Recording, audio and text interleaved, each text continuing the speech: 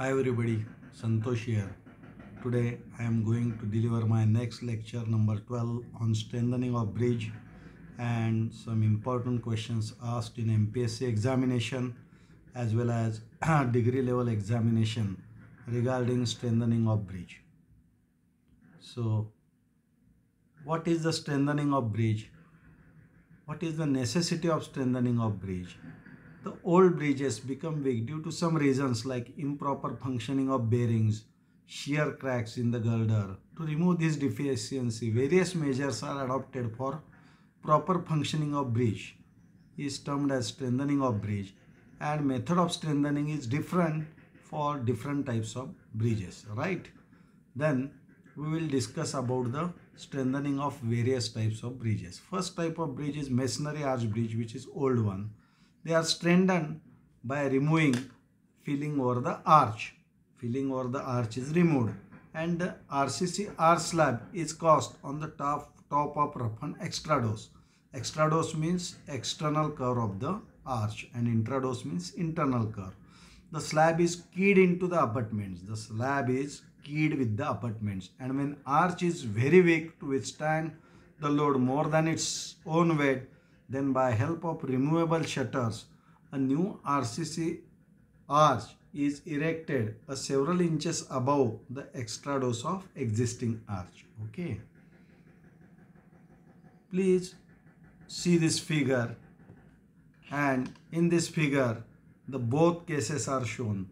In the first case, on the top of masonry arch, new RCC arch is casted, and in the second case, when RCC slab is very weak over the masonry, then shuttering is placed, and above the shuttering the RCC slab is casted to strengthen this masonry type of bridges. Okay, masonry arch type of bridges. Then the second type of bridge is RCC slab bridge. The simplest method to strengthen the weak RCC slab is to place another slab over existing slab.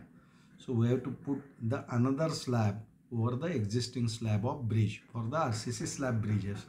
To secure firm connection between two slabs, old and new, to get the firm connection, the top surface of the old slab is provided with chases or pockets as shown in this figure. These are the chases or pockets. Okay, that chases and pockets, this type. This is the old slab and this is the new slab, and these are the chases or pockets. Okay, so it is simple one for strengthening of RCC slab bridges when slab get weakened.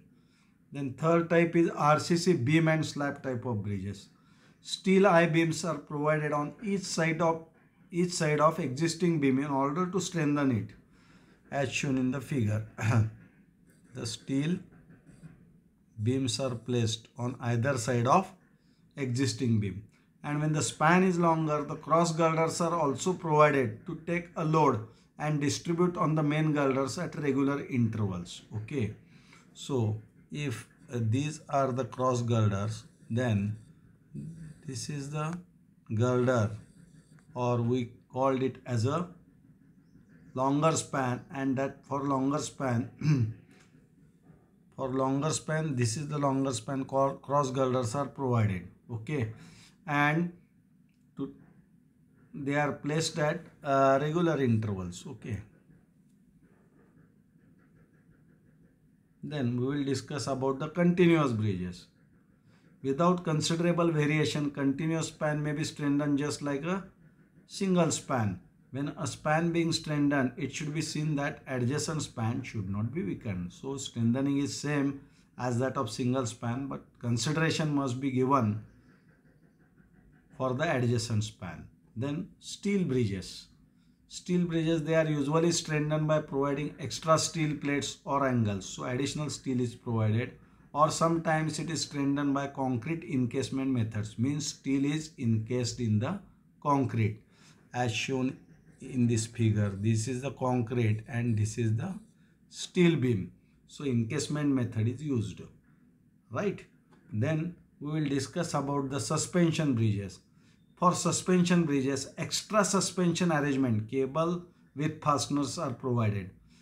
This is the suspension type of bridge. Okay, this is another span and another suspension, and these are the cables. So additional cables are provided in between the existing cables to strengthen the suspension bridge. Okay, so from this figure I am going to simplify this strengthening techniques. Okay, then what is the inspection of bridges? Why inspection is required for the strengthening? So you must know the inspection of bridges. For proper maintenance of bridges, the inspection is done annually by well qualified and experienced engineer, right? The following points should be kept in view while inspection of the bridges. First is condition of wearing coat and its thickness, means condition of slab and its thickness, condition of curbs and railings, condition of expansion joints in case of concrete bridges, condition of concrete and reinforcement, condition of paint in case of steel and iron bridges, condition of steel work and connections, condition of mortar joints, condition of bearings and its proper functioning, development of the cracks in masonry and concrete below the bearing, then condition of abutment, piers and wing walls, whether good, weathered or bulge, condition of whip holes with regard to drainage in case of abutments and wing walls, any sign of settlement of foundation, any sign of score along with the maximum depth of score, particulars of remedial measures taken against the development of cracks in case of concrete bridges, and after the inspection a comprehensive report is prepared on printed pro forma giving full particulars about the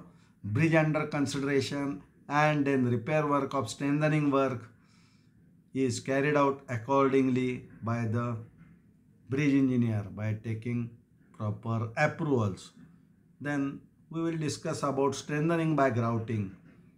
This is commonly used to fill the large voids in honeycombed concrete. You know this is the deficiency in the hardened concrete, that is honeycombing. To fill that large voids in the honeycombing concrete or honeycombed concrete by cement grouting, so that quality of concrete is improved and cover to the reinforcement is provided or is obtained. High pressure grouts are not useful for strengthening of RCC bridges. Okay, grouting should be done by the hand operated pumps for crack more than 0.25 mm in any bad concrete. Water cement ratio for the grout is 0.47 to 0.42. Such a questions are asked in MCQs. And for finer cracks, chemical grout or epoxy grout should be used or preferred. Okay, finer cracks. Then we will discuss about the shear plates. You know the plates provided to resist the shear, that are the shear plates, and shear force is maximum at the support. You must know that,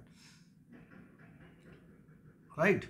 When girder shows the shear cracks, extra shear reinforcement is provided in the form of shear plate in the end portion of girder, because for the end portion shear force is maximum. End portion of the girder is provided with a plate because shear force is maximum and more cracks are observed, right? The plates are bounded to the ribs by cutting them and bonding them by epoxy.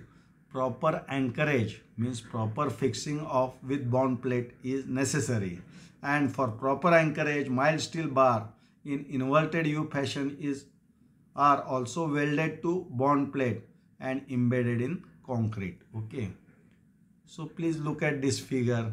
This figure shows the abutment, that is masonry abutment. That figure shows the girder also, and by taking this cross section AA, this is the slab and this is the shear plate bend, and this is shear plate bend in U form. Okay, so these shear plates are used for resisting the shear force at the end of the beam or a girder. And that is over, and you may please subscribe my channel if not subscribed, and students or persons who subscribe my channel, I am congratulating them for subscribing my channel, and I am also telling to them that they should also ask the other interested civil engineering students and who are interested in civil engineering to subscribe my channel to get more and more details about various subjects of civil engineering. Okay, and my next lecture is on erection of superstructure, and again I am going to deliver, or I am going to conclude the bridge engineering part by taking the lectures on the MCQs, and that lectures are very important from examination point of view. So you must listen that lectures and face your exams very carefully and nicely. Okay, so thanking you. Bye bye, see you. Okay.